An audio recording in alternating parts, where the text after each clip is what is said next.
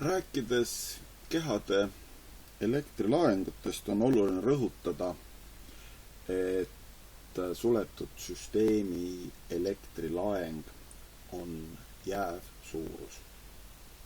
Sellest ei tule aru saada siis mitte niimoodi, et mingisuguse keha elektrilaeng on jääv suurus, keha võis endaga liita või loovutada elektrone ja seetõttu üksiku keha elektrilaeng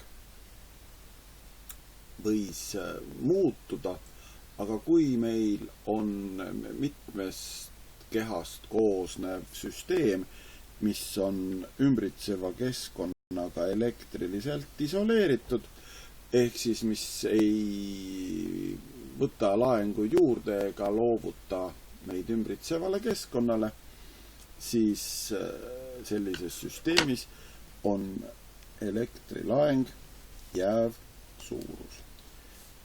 Vaatame näiteks 3 keha, millest igal ühel on mingisugune elektrilaeng. Ja need kehad võivad siis see tähendab siis seda, et esimene keha võib elektrone saada, võib ära anda, teine keha võib elektrone saada, võib ära anda, kolmas keha võib elektrone saada, võib ära anda. Ehk siis kõigi nende protsesside tulemusena võib esimese keha laeng muutuda, võib muutuda teise keha laeng ja võib muutuda ka kolmanda keha laeng. Ehk siis esimese keha laeng alguses ja pärast ei ole enam samad, teise keha laeng alguses ja pärast ei ole enam samad ja sama lugu kolmanda keha laenguga.